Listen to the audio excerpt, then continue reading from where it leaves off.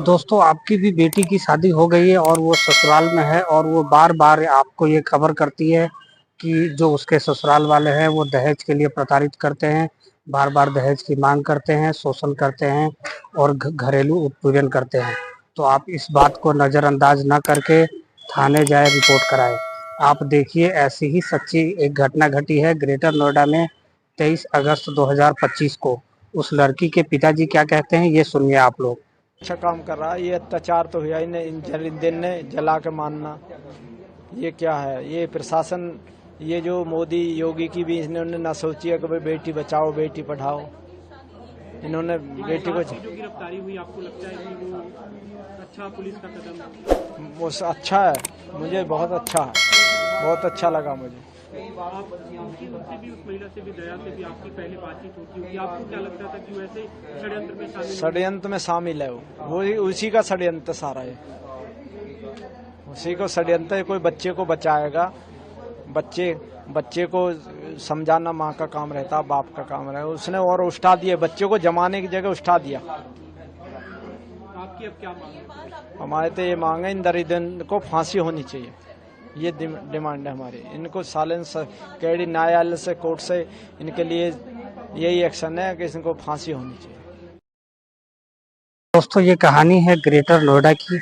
वहाँ पे एक ही परिवार में दो बेटी पैदा हुई, एक पूजा और एक पिंकी।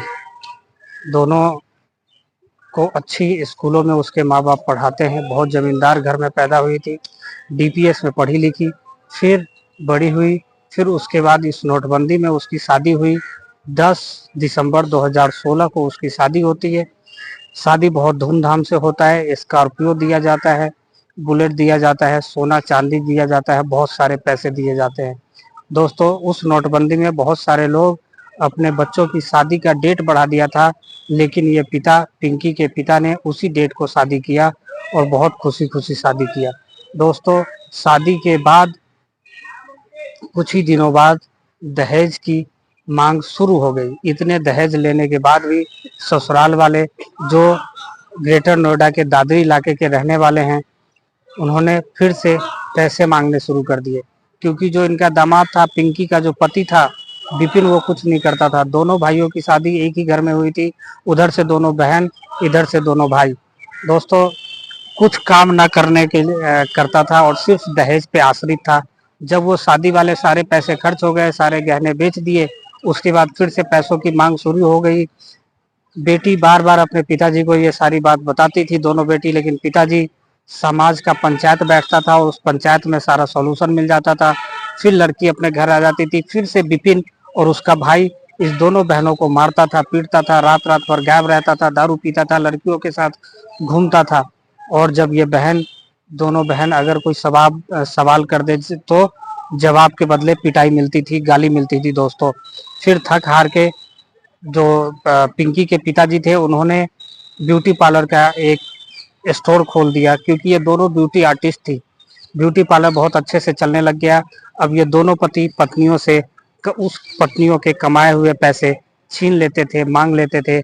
वो पत्नी अपना भी ख्याल रखती थी और अपने बच्चों का भी, क्योंकि दोनों को एक एक बेटा हो गया था, अपने बच्चों का भी पढ़ाई लिखाई का ख्याल रखती थी।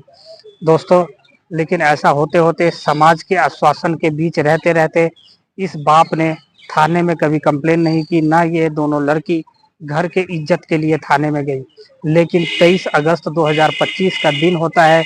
सुबह सुबह विपिन की माँ, विपिन दोनों मिलके पिंकी को मारते हैं, बहुत बुरी तरीके से पहले मारते हैं।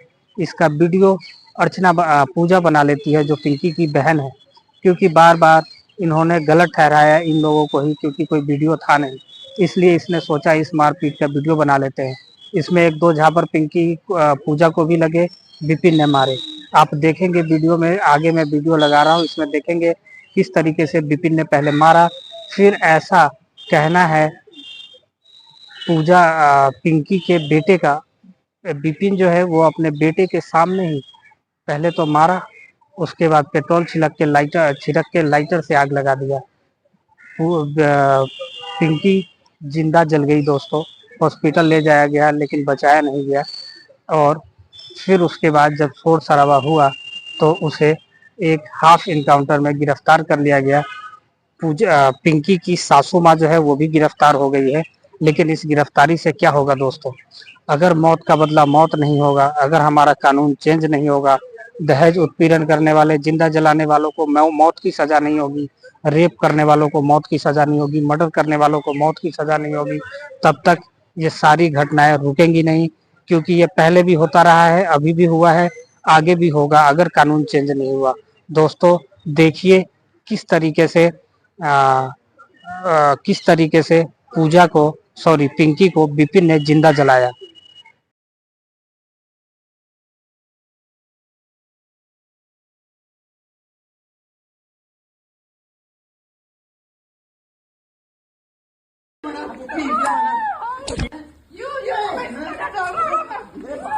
वीडियो बना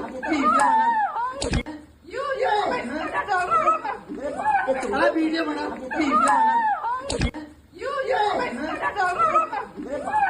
वीडियो बना